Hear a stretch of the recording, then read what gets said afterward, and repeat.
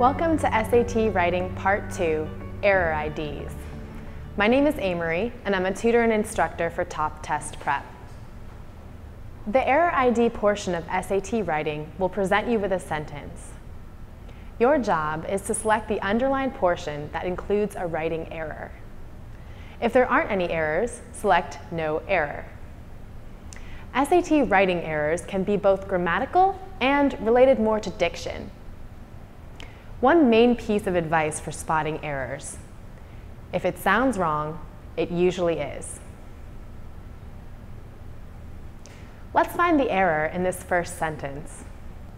Having heard that her neighbors, twins named Lucy and Emma, wanted to be a runway model, Annie found a way to start a conversation with them about fashion. Which part, if any, sounds wrong to you? Her neighbors wanted to be a runway model. This is an example of singular plural confusion. A runway model should be runway models, because Lucy and Emma are two different people. They don't want to become the same model.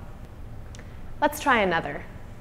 In the summer of 1957, my grandparents decided to close their furniture store in upstate Massachusetts, sell their house, and drove down to Miami. Which part, if any, sounds off to you? This is an example of a parallelism error, when parts in a list or parts being compared don't match up. The problem here is the word drove. It's in the wrong form and should be changed to drive. It's in a list of the things the grandparents decided to do: close their store, sell their house, and drive down to Miami. Beware of lists and comparisons on the SAT.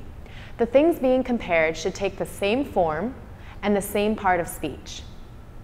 The great thing is that on the SAT, you don't need to correct the error, you simply need to find it. It's helpful to know the types of errors that commonly show up on the SAT. And we just went over 2 of those. In general, if it sounds wrong, it usually is. There are a few exceptions to this that you should memorize.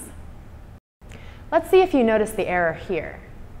Because we hadn't followed our teacher's instructions every step of the way, she gave Marcus and I a lower grade.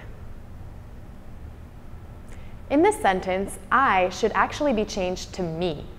The SAT tests your knowledge of when to use I and when to use me. Me belongs here because the person talking is the object of the verb gave. The rule is that I is the pronoun we use as the subject of a sentence, while me is the pronoun we use as the object. It can help a lot to remove the other person in the sentence and see what we would write if Marcus weren't involved. We wouldn't say, she gave I a lower grade. We'd say, she gave me a lower grade.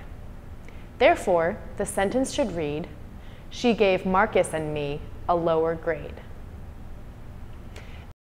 This sentence is a little trickier because you can't really remove the other person and have it still make sense. I need you to promise that what I am about to reveal will stay strictly between you and I. Still, we have a preposition here, the preposition between, which means that I should be me. It's the object of that preposition. Between you and I is grammatically incorrect. The sentence should read, between you and me, as strange as that might sound. It will help you on the test to remember this distinction. Here are some more examples of when me is paired with a preposition. On me, over me, under me, above me, around me, for me, of me. To review, your job with SAT error IDs is to simply find the error instead of correcting it. One main principle to go by is that if it sounds wrong, it usually is. This principle doesn't apply in every case, including the case of I versus me. Remember that me is the object form and I is the subject form of the pronoun. For more information on SAT or ACT prep, call 1-800-501-PREP or visit us at toptestprep.com.